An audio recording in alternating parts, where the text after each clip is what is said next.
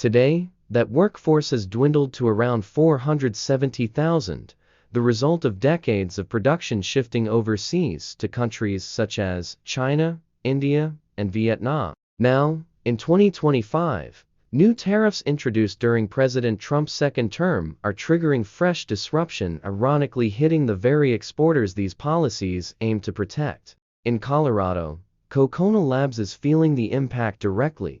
The company produces 37.5 technology, a patented fabric innovation that regulates body temperature by removing humidity from the skin's microclimate. The process begins with volcanic sand mined in the U.S., transformed into a master batch, and combined with synthetic fibers like nylon and polyester. These fibers are spun into yarn, woven into fabrics, and turned into clothing, bedding, and footwear sold globally. However, most yarn spinners capable of handling this process are located not in the U.S., but in countries like China, India, and Taiwan, where large-scale textile infrastructure still thrives. This dependence on foreign production has become costlier overnight. The 2025 tariffs have driven up prices of imported raw materials and triggered retaliatory tariffs from US trading partners, creating uncertainty for Kokona's international clients, many of whom are hesitant to place orders without knowing final costs.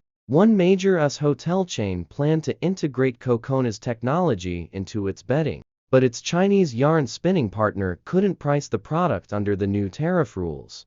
To save the deal, Kokona absorbed part of a 16.5% tariff, something the company admits is unsustainable. Past trade disputes have seen China respond with tariffs as high as 145% on certain US exports, and a similar move in 2025 could cut Kokona off from one of its biggest markets. The company narrowly avoided disaster once by selling stock already stored in a Shanghai warehouse before the tariffs took effect, buying a few months of relief. But such luck won't last forever.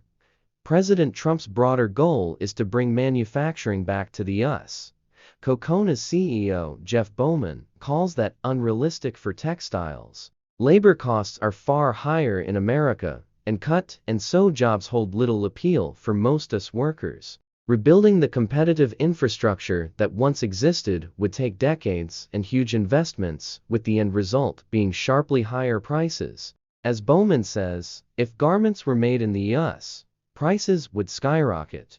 In response, Kokona is diversifying its strategy to avoid being too dependent on any one country's tariff policies. The company now ships its master batch to markets like Turkey, India, Taiwan, and Korea, and in some cases is considering shifting parts of its manufacturing abroad not to cut costs, but to avoid retaliatory tariffs when selling into those countries. Even so, there's a limit to how much can be absorbed before prices rise, and once prices climb to high, sales inevitably fall.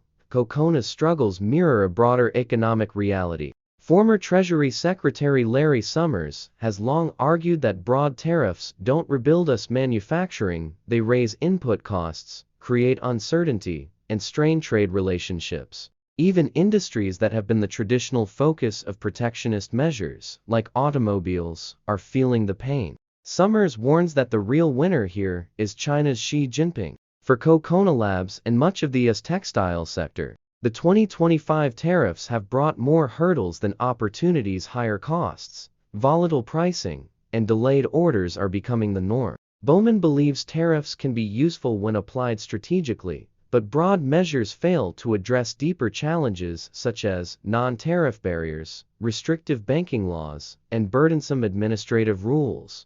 Without addressing those, the US risks hurting its own exporters while giving foreign competitors room to expand.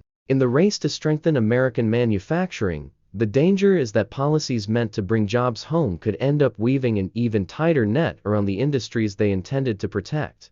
That's all for this video. Thank you for watching. As an independent channel, we rely on your support to keep going. If you found this video valuable, please give it a thumbs up and leave a comment below. It helps more people discover our work.